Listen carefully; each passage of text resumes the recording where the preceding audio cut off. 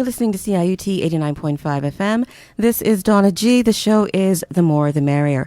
As usual, I'm here with you till 1 o'clock today. And today is extra special because today I have invited 10 Fringe productions to share with you why you should spend your $12 to go and see their productions.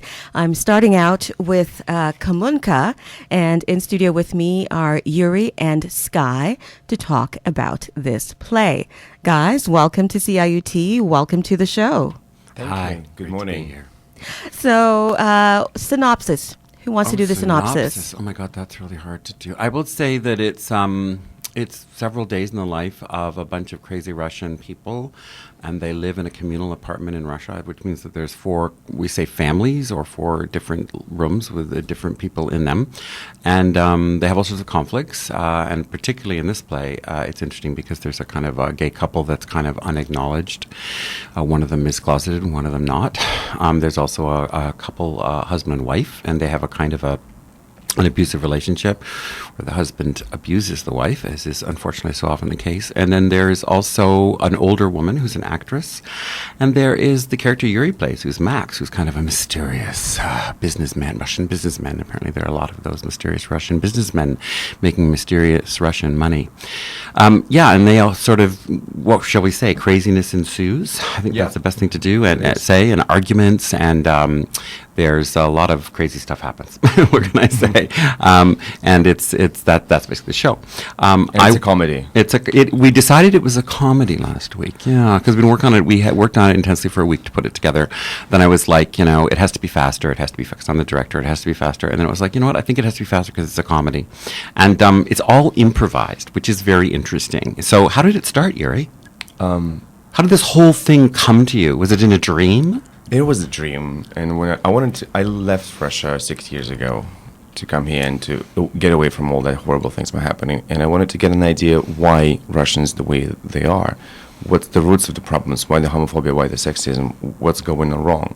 So I tried to do the research and find a way how we can fix that, how we can stop being so horrible people towards Russians and women and anyone who is different. And I wrote a little poem. You did? Inspired, unfortunately, by horrible events that took place last summer in Moscow, and the gay guy was beaten to death by saying to his classmates that he was gay. I wrote the poem, and I came to Sky and said, I have this idea. Can you help me? And he said, yeah. And we did the play. It was as simple as that. And what I was really excited about was the idea of the audience sitting around a kitchen table in the kitchen of this Russian kitchen and being really a part of the play. Now, don't worry. You don't have to do anything. You don't have to participate. I don't think there's any participation. No, there's no vodka drinking. You could have some vodka, I guess, because it's not real vodka, I don't think. Or we could draw the audience in by saying there was free vodka. Yeah. But no, anyway, you get to sit around the table with the guys. You're not asked to do anything. You're just asked to watch. But you're sitting right there with these real, Yuri's a real Russian. Because this is what happens in Russia. All the real talks, there's honest talks and revolutions happening in the kitchens. You can be honest and sincere with your people, with your friends and families, and that's where things happening. That's what's happening in our play. Absolutely. And when Yuri came to me with the idea, I told him, I'm a playwright, but I told him I didn't really want to write the play, but I loved the idea so much. I said, let's see if we can create it with a group of actors. So we had to find actors who were also improviser creators, and that was a real tough one. We have people, I'm going to have to mention everybody if I mention it. We definitely did. And I think of Andrew Pimento because he's a young gay writer who is in the show, but because he's a writer, he's very, very good at improvising, as they all are. And Sean Pratt, who's a TV writer, and Julia Porter, who was my ex-student, whose name I should know, who's absolutely wonderful, and as Masha. And then we have, I just always love to mention Peggy Mann. I pronounce her last name right? Mann. And it's a bit Jamaican, but it's actually Irish. But the thing is that Peggy Mann was on the Wayne and Schuster show. Yep. We need an older lady. Some of you youngins out there, you probably never heard of Wayne and Schuster. Let me give you a little education. There was a Canadian comedy show in the 60s called Wayne and Schuster, and it was very funny. And there was a really beautiful girl, and Peggy's still, I can't say the F word, can I? No, she's endlessly beautiful, but even though she's older than she was in the 60s, and she was the beautiful girl on Wayne and Schuster. I tried to find the footage, but I can't find it. Anyway, so we found her because I saw her in another show, was like, oh my God, she is fabulous. So she plays the older actress, Olga, in the play, and she's too marvelous. Now, who have I mentioned? I haven't mentioned your Russia. Matthew Sarkunian. Matthew Sarkunian, who's the boy in the box or the man in the box, because we have a refugee from the Ukraine who's living in a box in the apartment. So as you see, we cover every issue happening. And I know it's odd I said comedy, and yet you talked about your poem in which a boy was beaten to death, or a man was beaten to death. So You have to have humor about things like that. I guess you have to have a sense of humor about it. And I also want to say, too, that for me, it's not just about Russia. It's also about Toronto. Because at one point in the play, in this odd moment in the play, Max and Sasha pick up a newspaper and they see a picture of Rob Ford and they go, wow, he's just like Putin. He's great. He's our hero. And he's our hero. He's the guy who likes to beat up. Does that mean 10 seconds? I guess it's over. But please come to our play, please. Yeah, we'll make you feel what Russians feel and think like Russians and understand us a little bit. It's crazy and funny and political, and it's gotta Komunka. go. Yeah, Komunka. See you there. Thank you. Thank you, guys. Thank you so much for that. And I do have the stopwatch going, so everybody has 5 minutes, as I said earlier, 5 minutes to tell us about their show. And I want to thank Yuri and Sky for joining us and talking about Komunka. Komunka is the name of the play. I want you to know the name when you look it up in the guide. And for all things Fringe, Fringetoronto.com is a place to go. And you can look up every show by title, and the descriptions and everything is there for you. Joining me next, as I get my stopwatch started, is Komunka. And Komunka will be talking about the art of traditional head tying. So, Komunka, take it away. Good afternoon. To properly tie a head tie, you must feel it. You must know how to handle your material, get to know it and work with it. You must have the adequate amount of starch and not spray starch in a can. The starch must come solid, then you dissolve it in water, soak your material in it and work the material while wet. That is how to begin the process of correctly tying a traditional head tie. Hello, and welcome to the Art of Traditional Head Tying workshop. My name is Rosemary John Charles Hicks, better known as Rosie or Miss Hicks. I was born in Roseau Valley, Dominica, and left to make my life in Canada nearly 20 years ago. Before I left, I was involved in many groups dedicated to the preservation of culture through song, dance, folklore, folk arts, crafts, and of course, cultural head tying and cultural wear. This is a 6-week experiential workshop which will culminate in a presentation of your work to your family and friends. Let us commence. Good afternoon, everybody. My name is Komunka Ambrose, and I am the playwright and actor in the art of traditional head tying. What you just heard was me doing an excerpt from the play in the voice of the main character, Rosemary John Charles Hicks. Now, to tell you a bit about the play, the art of traditional head tying is a one-person play which follows Rosemary as she journeys from Canada back to her native island, Dominica, in the West Indies, to teach a series of head tying workshops, an art which she feels is dying and is determined to bring back to her people. Now, Rosie is very passionate about preserving her cultural heritage, but not everybody else is. While on her mission to bring back culture, she encounters a few other characters who challenge her perception of what the country she left behind really has become. So just for fun, I'd like to introduce you to some of these characters who are, I would say, the foils to Rosie. Some of them include her 2 nieces. Number 1, Ginger. Hi, everybody. Pleasure to meet you. Latoya. Yo, what you looking at me for? Ginger's boyfriend, Matthew. Yeah. And there's a couple of others, but I will leave them to be revealed to you when you come to see the play. So Rosie, her journey is that her home is not quite as she left it. It's not as she recognizes it. The people have changed. The values have changed. The culture has changed. People's interest in culture has changed. So by the end of the 6-week workshop, Rosie starts to wonder, what am I doing here? Is this really the home that I left behind? And is this art of traditional head tying workshop that I value so much really valuable to these people right here and right now? So that's a bit about the play. In a nutshell, it's a high-energy, fun show. I play a lot of really wacky characters. I go pretty fast, so it'll make you laugh, but also it has a whole lot of heart, and it's very close to my heart. And it's an important message for anyone in the city who comes from somewhere else, as a lot of us do. Take a look around. It's about the connection to home, the connection to our past, the people we left behind, and finding our place here in the world when we no longer fit into the place that we always thought of as home. So thank you so much for your time. I'm going to say more, but first, before I get cut off, I want to say thank you to Donna G for this time to let the public know a bit about this show. Check out the show website, artoftraditional.com. Follow us on Twitter, The Coal Pot. Find us on Facebook. There's a Facebook event. So I guess I still have some more time, eh? No, I don't have more time. What? Okay. 5 minutes goes really quickly. And I think you, with the characters that you presented today, you did a fantastic job of selling the show. Thank so you. That is the art of traditional head tying. One more question before you go. Yes. Will I be able to do a head tie by the end of the show? Maybe if you're a quick learner. Okay. I'll take notes. Thanks so much. Thank you, Komunka. And that is The Art of Traditional Head Tying by Komunka.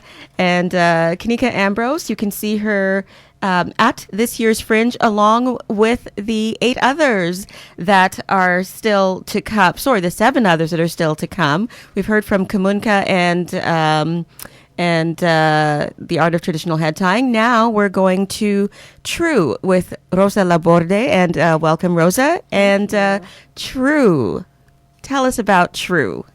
So True is a brand new play that I've written for our company, Criminal Theater. And it is basically about whether or not altering our memories can change the present, and explores this through quantum multiverse theory and a little bit of inspiration from King Lear. King Lear? Yeah. Okay.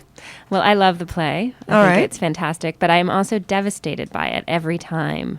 The cost of speaking one's truth, the cost to a woman for speaking one's truth, and the fact that this father losing his mind, losing his memory, creates such disharmony in his life, and then everyone dies. And he's so remorseful in the end, and there's nothing he can do.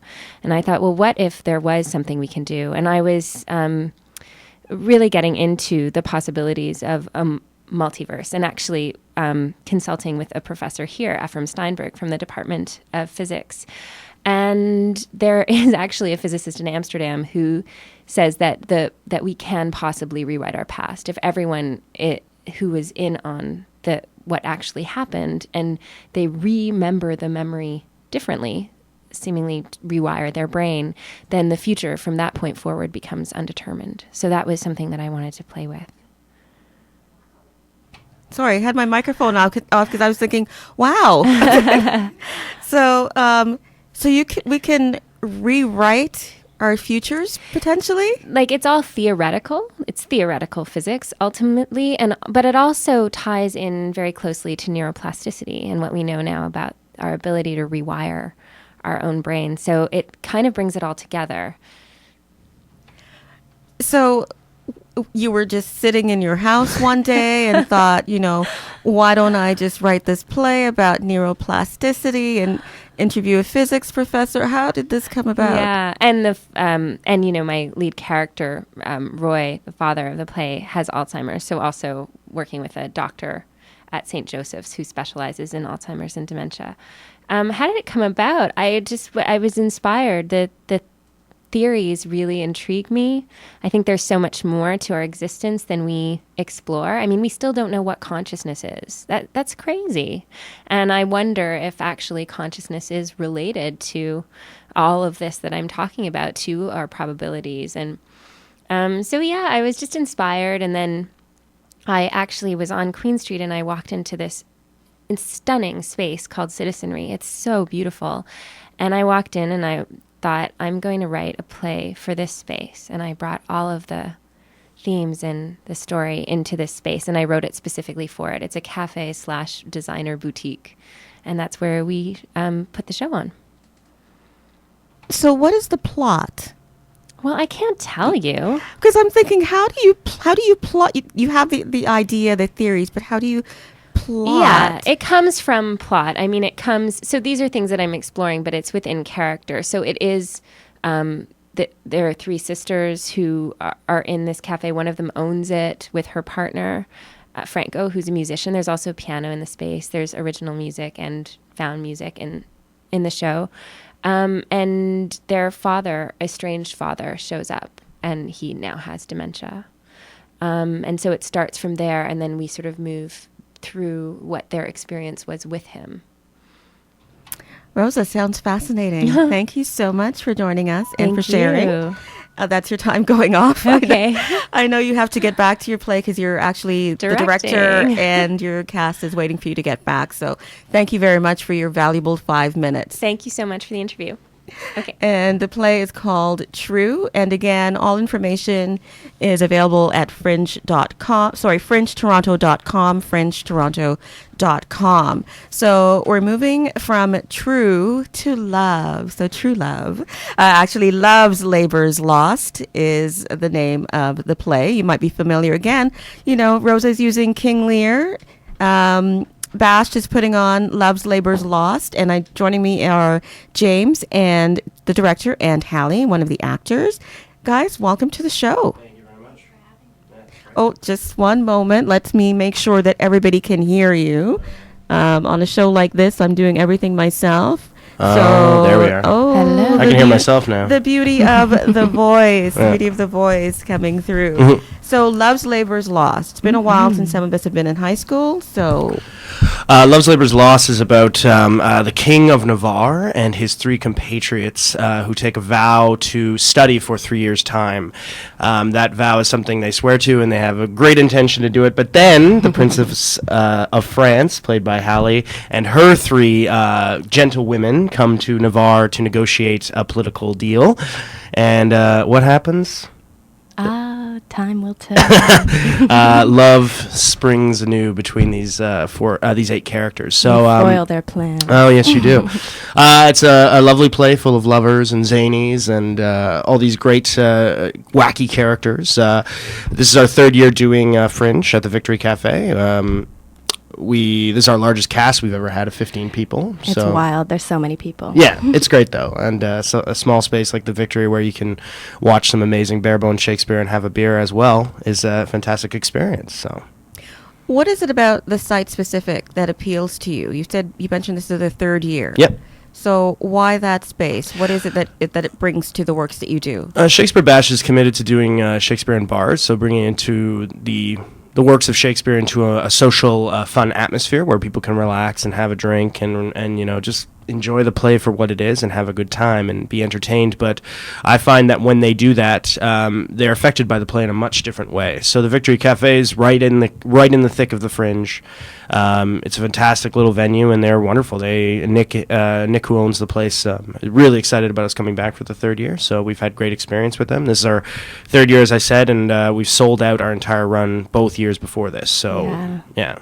What I think is so amazing about having it in the Victory Cafe specifically, this is my first time joining them for the Fringe, but I saw them last 2 years, and it's just it's the essence of Fringe. It's amongst all the tents. You go to this bar, you get to see Shakespeare, which sometimes can be very thick and complicated, and it's just how Bash does it and how James directs. It's very, it's focused on the intention, what we're saying, the story, and it's fast-paced and fun and really accessible. It's really enjoyable, and you get to drink a drink and watch some fun Shakespeare. Yeah, and a lot of people tell us that this would be closer to the intentions of the work that was done back in 1602 or whatever. I don't remember. That's bad. I should know when this play was written, but I think it's like 1597 or something like that. I don't know, but it's closer to that intention back in the Elizabethan Playhouse. So, as a director, what are some of the things that you have to look out for when you're staging in a bar where there's going to be noise? I think it's about, I would say with Shakespeare in general, completely across the board, it's about clarity and tension and pace. And you do the text for what it is, and you tell the story, and you listen, and you receive, and you have to bring it all every day, because it's not a regular theater. Like what I enjoy about the bar space is that rather than people sitting back and being nice and polite and Canadian and waiting for the play to be over, they're engaged, they're up in their seat watching things happen from every angle, and they experience the play anew that way. And I think my favorite story that I've ever told, we did Shrew the first year, and the lady playing Biondella comes running down our aisle, and this gentleman was just not looking, and he got his beer splashed all over him, and I felt really bad, but he was having a great time. He didn't care. Got him a new beer, and he was enjoying it. It's an all-out experience for all the senses. Plus, you get to drink beer. Yeah. So that's always good. Hallie, what do you think it'll be like for you the first night? Oh my God! The energy in the rehearsal hall alone, especially with 15, 16 people in the cast, we're over bubbling with excitement and energy. So we just can't wait to be in the space, which is nice and intimate, and to get those audience. I mean, we do the show for the audience, so we're waiting for their energy. We're waiting to play with them. We have a lot of audience interaction, and to be going in and out through the audience, we're just so excited. So we want, to fill the space and cheer some beers and have some fun. Okay. Yeah. That's my timer. That's the going timer off. I can hear from here. So time is up. Thank you so much, Hallie, and thank you, James. Thank you. so much. For joining me here at The More the Merrier. And for those tuning in, you're listening to CIUT 89.5 FM. This is Donna G with The More the Merrier. And this is my annual 5-minute Fringe showcase, where I have usually 8 to 10 productions come on, and they each have 5 minutes, as you can tell from the timer. They each have 5 minutes to share with you why theirs is the show to go. Tickets to the Fringe are $12, and the information is available at fringetoronto.com. So if you're enjoying what you're hearing, you can go after the show and look everyone up. But joining me in studio now is the production Vectors of Their Interest. And I have Zoe, who's a director, and I have Jack and Marina as well. So welcome. Hello. Hi. Hi. Nice to be here. So Zoe, what's it been like? Maybe we'll start with the synopsis with you. So, Vectors of Their Interest is a site-specific play going on at the Fringe. It's taking place actually in my house at 106 Albany Avenue, and it's about a company of young women formed fresh out of university who try various business schemes, the most recent one being selling soiled or used panties online. And so they take over this house with their unpaid intern, their male unpaid intern, and have a business meeting to sort of talk about their goals, and various egos come into play and different alliances are formed and broken all over this one evening. And this is taking place in your house. Why? It's taking place because I have very supportive parents. It's a really unique experience, actually. I wrote the play with Ryan Healy, and then we've edited it, rehearsed it, everything, live in it every day. So it's very intimate for us. It's very personal to be inviting strangers into our home. But part of the reason that we're doing that is that it's even though it goes to absurd lengths, it's actually a very personal play. It's about millennials getting out of school and sort of feeling just at a loss for what to do, being or underemployed, and trying to sort of take on different entrepreneurial schemes or whatever to face this new economy the best way they can.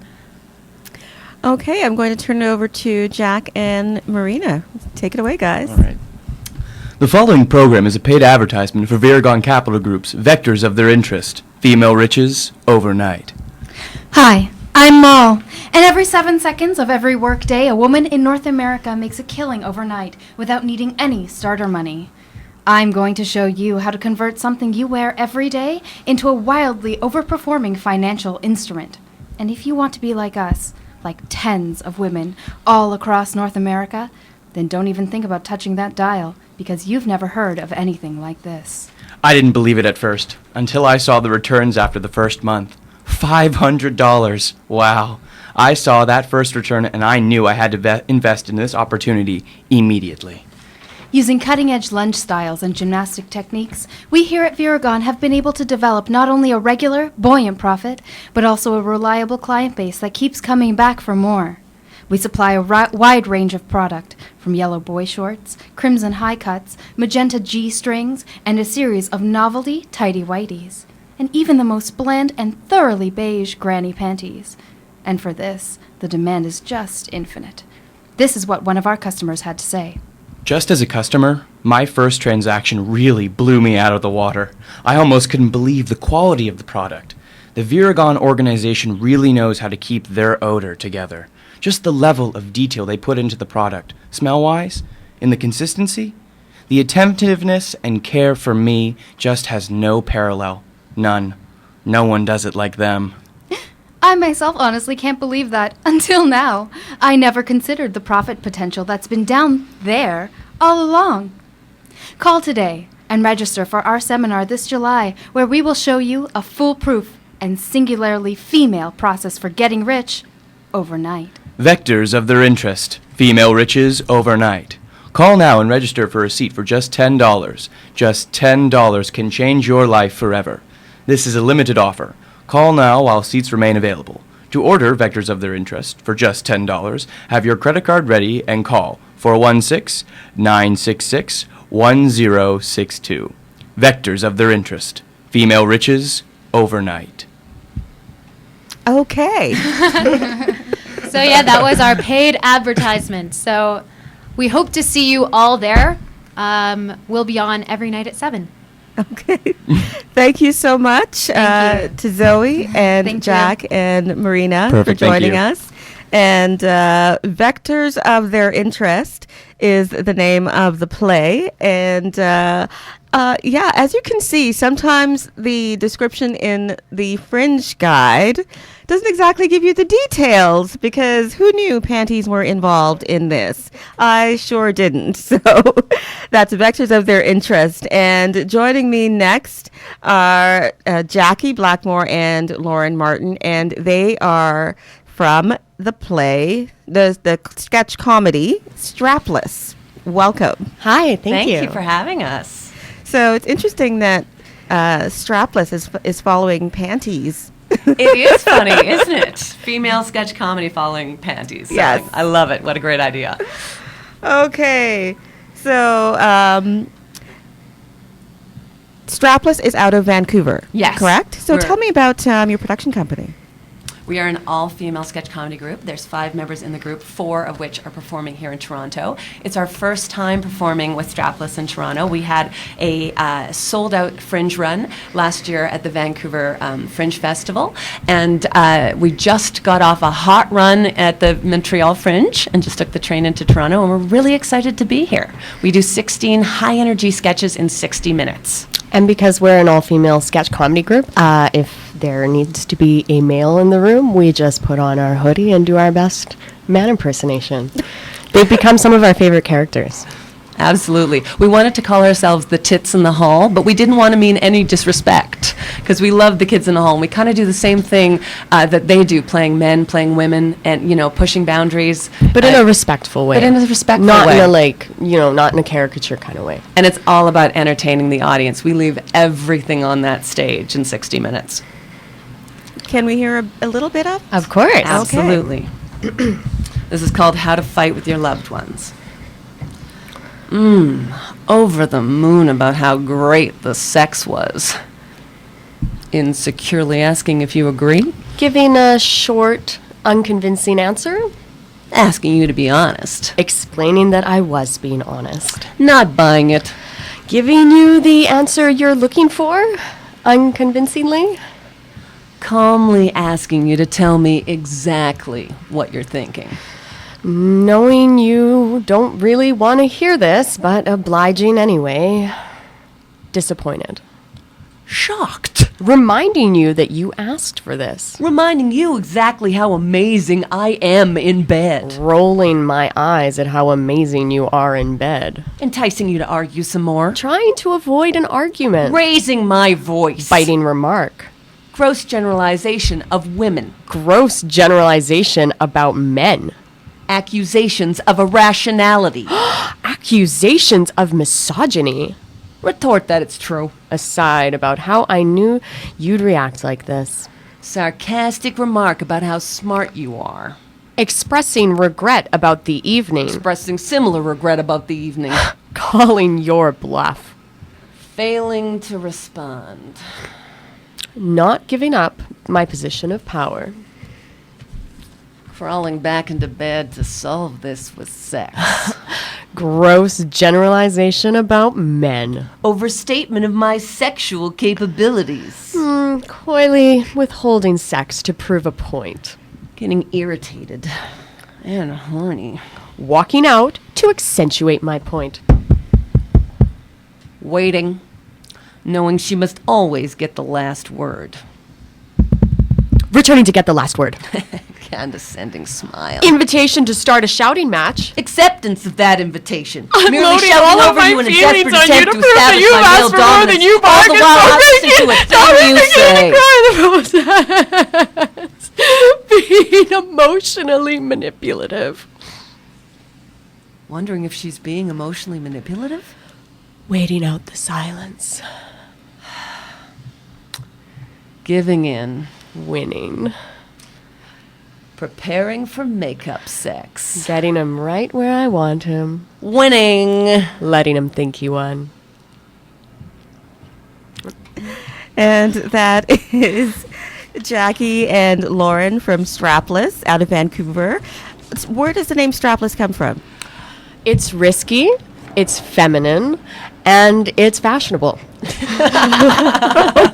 It's dangerous, kind of like us. You know, on like, stage. yeah, It's very feminine. no one wants their strapless top to fall down, so it's like our mother's good advice. And you kind of have to come and see the show. We open the show with a strapless river dance that really needs to be seen to be believed. Okay. And have you been to your venue yet? I don't know how this works We for haven't. you. We're going right after this interview. We're going to go check it out. We're really excited. Okay. And you're at the George Ignatieff Theater, which is right on Yes, the we U of are. T Right on campus. campus. Yeah, and Now Magazine said we're one of the shows to watch. So please come out and support us. And for any more information, you can check us out at straplesscomedy.com. We've even got some videos there you can see too and see if that's you're a cup fabulous. of tea. See if we're up your alley. Okay.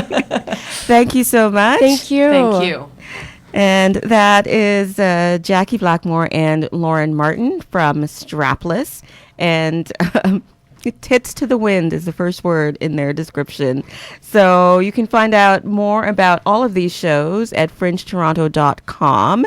And coming up next is Only Human. And I have Peter and Raki and Mary joining me in studio to talk about Only Human.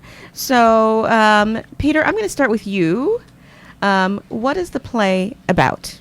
Well, it's a sketch comedy show, and it's written by all of us in Highbrow, and essentially it's really looking at everything we could possibly try to make fun of in this world. Is really kind of what it comes down to. And the impetus for this play? Just honestly, we just really wanted to put something on, and as sketch performers, we really wanted to try to get across something together, I think. Yeah, our different points of view. Mm-hmm. And we all met doing improv together at Second City. And then we started doing sketch, and we're like, hey, this works. Let's keep doing this. So, how long has Highbrow been a company? Were you formed just for this production? No, we've been together for about almost a year now. We took classes together at Second City, and when we finished the classes, we didn't want to stop making comedy with each other, so we started up this little troupe, about a year ago, and We've done a few little things here and there, performing at Comedy Bar and Baltic, and this is our first big show together. And what can people expect? What themes will be covered for the hour? Facing life's problems, regular everyday problems, relationships. We're just poking fun of the things that happen in all of our daily lives, and we all come from very different backgrounds, so we can all sort of express something that hopefully audience members will can connect with and can laugh with. And so life, love, success. Your description says free cake not guaranteed. Why isn't it guaranteed? Unfortunately, we just don't know if we'll have free cake. That's really what it comes down to at the end of the day. So this is your time to appeal to bakers, Peter. Yeah, it's true. Any bakers that want to just supply us with free cake, we will definitely let you guys give it to us, and then we will promote the hell out of you. And then we will eat that cake. We will eat that cake. So what's it like being together at Second City? Well, I mean, we started, we basically took the improv program together, and I don't know, I guess we just gelled really, really well. Yeah, it's really great. You really find out a lot about these people when you spend so much time with them, and everything's on the table. Yeah, and it's a lot about support too, like improv specifically. It's about supporting that other person's idea and what they want to bring, and then putting your own spin on that. And I think that's something that we definitely do with our sketch comedy. It's that's what we're about at that point. Yeah, absolutely. Knowing how to be really selfless is what's so important to make improv and sketch work. So that was a good lesson to learn at Second City. And the gelling, does it take place in your own personal lives too? Do you hang out? Yeah, no, we hate each other. Yeah, I'm so glad you said that. Well, I'm just wondering, because there might come a point where you've spent so much time with these people that you just, once you finish work, it's like, bye. Oh, we're not there yet, because we're constantly texting each other. We just have so much stuff on the table still that we can't just cut off from each other. But there's always periodic texts that are like, what about this? Is this funny? Yeah. Is that funny? Are we funny? No, we're definitely friends in real life, for sure. I mean, this wouldn't work if we weren't friends, if we didn't like each other's personalities and each other's way of communicating and stuff like that. It just wouldn't work. So we like each other. Yeah. I mean, every other day. Okay. Who wants the final word about why people should come and see Only Human? Mary? Why is it called Only Human? All right. Well, we would like you to join us for an hour of sketch comedy that's reserved for the most discerning and attractive of audiences. Mm-hmm. And find the answer to all your life's problems. We promise you won't regret it, but we won't refund your money if you do. Only Human is brought to you by Highbrow. Limited time only. Need not be legal drinking age, but it's better if you are. No purchase necessary, except for the ticket. It's $10. $12 at the door. But thank you so much, guys, for joining me and talking about Only Human. And in studio were Peter DeCourcy, Rocky Mazaria, and Mary, whose last name I didn't quite get. Mary, what's your last name? Lougheed. Thank you very much to Only Human at the Toronto Fringe. And again, all the information, fringetoronto.com, fringetoronto.com. And I have coming up a simple twist of faith. And Scott White will be joining me at the microphone shortly to talk about this play directed by Evan Malach and Rafe Malach. I don't even know if I'm pronouncing this right, so let me just give Scott a moment to put on his headphones, and I will find out if I'm pronouncing the names properly. So, Scott, Evan, is their last name Malach? Malach is correct. Malach. Yes. Okay, great. So, A Simple Twist of Faith. What is that about? Well, A Simple Twist of Faith is a piece that's based on a true story. It's part of an initiative called Harmony Over War, which is a new collective of artists that aims to make history relevant through creativity during the centennial of World War I. And so it's a musical, I guess I should say. And the story is about an American soldier who found himself in Germany at a time when the Americans had declared war on Germany, and this is 1917. He wanted to go to a synagogue and worship, and of course it was very difficult. When he walked in, people turned their backs on him because he was the enemy. There was a gentleman named Herr Rosnau who extended the kindness of offering Alex the opportunity to come to Shabbat dinner, and that simple gesture paid dividends many, many years later, because Alex Luria went on to become a successful industrialist. And when World War II broke out, Alex had written a letter saying, if there's anything I can ever do, let me know. And Herr Rosnau's family was in great peril in World War II, and so as a result of that letter, they were able to write back and get sponsorships to come to America. So the amazing thing was this simple act of kindness resulted in the family's life being saved. So it's about kindness. It's about people extending themselves in a way that they don't think they can and reaping a reward for that. That's an amazing story.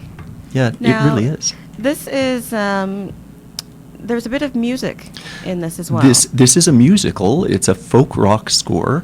We've got some fantastic musicians playing, and there's also a fiddler, which is Sonia Sklarov, who sort of takes you around through the various spaces. It's a site-specific piece, and that means that we're going to be working out of the Kiever Synagogue, a historic building. So action will be taking place in the courtyard with a live band and singing, and then moving inside into the synagogue, and then ultimately down into the basement of the synagogue. And if you've never seen the space, it's a remarkably beautiful space. Yeah, that's one of the things that I found interesting, was the fact that it was taking place inside a synagogue. So that intrigued me right away. I think a lot of people have sort of uncertainties about what the inside of a building like that would look like. There's sort of a mysticism connected to any place where you haven't been, and I certainly had never been inside the Kiever Synagogue. It's on the southwest corner of Kensington Market, a very diverse area. It's absolutely beautiful inside. The lighting inside the synagogue is fantastic. It's a very atmospheric space. There's some musical surprises in the piece as well that I think will add to the audience experience. We're just so delighted. The Fringe community, the Jewish community, and the theater-going community have really embraced this piece. We're currently already sold out for opening night, and we're really, really looking forward to sharing not only the music of the piece, but also this fantastic story. Adam Jessen and Evan Malach, the leads, are fantastic singers and great actors, and Naomi Tesler, who has been directing the piece, has brought a lot of warmth and heart, and I think audiences are really, really going to enjoy this. So are you part of the music writing team? I'm actually part of the creative team. My title is music director. I was brought in to help shape. The piece was sort of originally based on a concept album. So they took the concept album and wrote a script around it, and my role was sort of to shape how the music integrates with the script. We've done a little bit of work with the band and also with the vocal arrangements. It's a guitar-based script, so we have a guitar player, a bass player, a cajon, a percussion instrument, as well as the fiddle. I won't actually be playing the show, so I'm involved in the creative process, but then once the show opens, the musicians and singers will be on their own, but I'll certainly be there cheering them on. And you're no stranger to the Fringe yourself. I've done a few in my time. This will actually be my 8th Fringe for the Toronto Fringe Festival, and it is always such a privilege to work at the Toronto Fringe. The audiences here are phenomenal, and we've had great success. I've written with various people over the years and music directed on various projects, and I'm just, I keep coming back. It's sort of exciting to get an opportunity to work with new work, to work with performers who put their heart and soul into it, and in this case, working in the Kiever Synagogue, like doing something site-specific, which is a little bit adventurous, it embodies the Fringe spirit, and the Fringe Festival has been very, very good to me over the years, so I'm very glad to be here. Scott, thank you so much for joining me and talking about A Simple Twist of Faith, especially with the World War I centennial coming up. And thank you so much. And the play A Simple Twist of Faith, again, is at the Kiever Cinema. And again, I've been mentioning that all the information is at fringetoronto.com, fringetoronto.com. Thanks, Donna. You're welcome. And joining me next from Dreams of Summer's End is Tristan Rafe, and he's going to tell us about Dreams of Summer's End. So take it away. Yeah, our piece is very, very different. It's actually inspired by Chris Brown, of all people, which is a little funny, but there was a lot of feminist websites that came out after he did this specific interview in the UK about how he lost his virginity at the age of 8 to a 16-year-old girl. And so taking that idea of where does violence come from in people's relationships, and where does this violent kind of nature come from, we kind of explored that, dealing with people's concept of their sexuality and what their history has to do with that. Mm-hmm. And you're the one that wrote it. Yes, yeah. So how long did it take you to write? How long were you mulling over this piece? Quite a while. I had a very strong idea. Like, I laid it out very well first, so it was probably one of the easiest pieces I've ever written. But it definitely took most of the year, at least 6 months to write, and I'm quite happy with it. And we've been working really hard. It's a fun piece, yeah. Tell me about your cast. Yeah, I mean, I actually originally was going to do this with friends from out west, from where I'm from, and we ended up only getting into the Toronto and Hamilton fringes, and from that, because I'm out here, we decided that they'd stay out there and I'd find a cast here, so I actually got to go out and cast people, which it was amazing to discover how much talent there is out there and how many amazing actors there are out there, and I got to pick people that suited the part so well, and I'm so proud of them.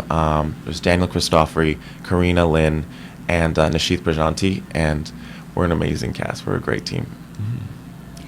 So what was it like for you casting, somebody, new people in a play that you were familiar with? Yeah, I mean, it was basically the only time I'd really been casting strangers before like that and doing a real casting call. So it was very interesting.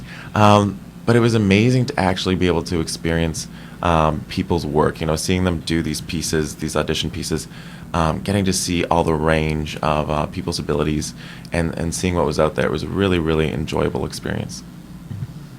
So give me one sentence that would impel people to come and pay their $12 and see your play.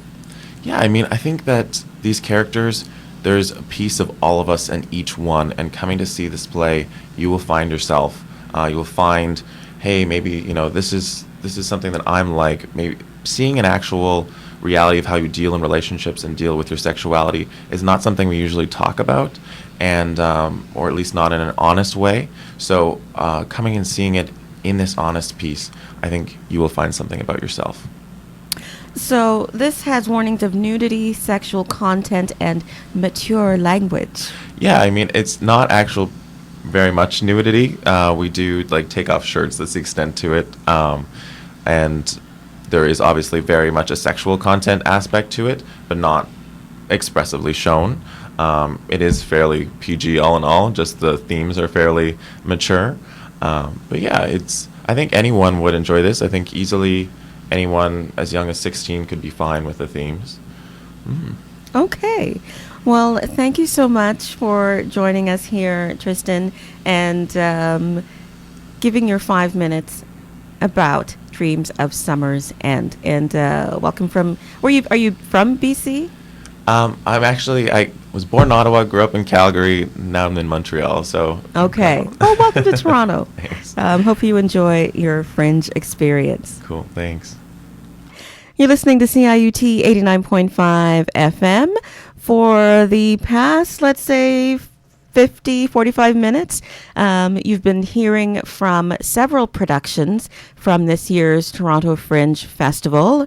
It's a theatre festival that's been happening for 26 years here in the city of Toronto. So all the information that I've been that you've heard on today's show is also available at fringetoronto.com, fringetoronto.com. And I didn't have a chance to play it because I wanted to give Scott as much time as possible to talk without eating into his time. So here is a piece from A Simple Twist of Faith, and that's the play that is happening in the synagogue. Just lining it up for you so that you can hear Scott's beautiful work. Me in Germany, 1917, on August 17th, it's 5 p.m. That's 17 in army time. It's Friday evening, you know what that means. Been feeling blue between me and you, the things I've seen here, the things I've seen here. When I get back to Minnesota, I'm gonna find the girl that I've been thinking of. When I get back to Minnesota, this modern idea of love, modern idea of love. Dear Pop, it's me in Germany. You probably know that if you spoke to Mom. Too dark to see inside of me, the things I've seen here, the things I've seen here. But when I get back to Minnesota, I'm gonna build a life that you'll be so proud of. When I get back to Minnesota, this modern idea of love, modern idea of love, love. She'll understand me, and hand in hand we will walk together in truth, to find love, to find a home, to find a way back to Duluth. When I get back to Minnesota, when I get back to Minnesota, yeah, I get back to Minnesota. When I get back to Minnesota, I'm gonna settle down with help from up above. When I get back to Minnesota, this modern idea of love, modern idea of love, love, love, love, love, Alex.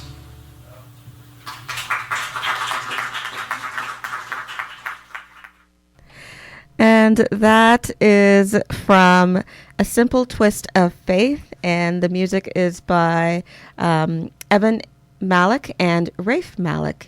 And again, A Simple Twist of Faith, one of the productions that I talked about here on The More the Merrier that will be at this year's Toronto Fringe.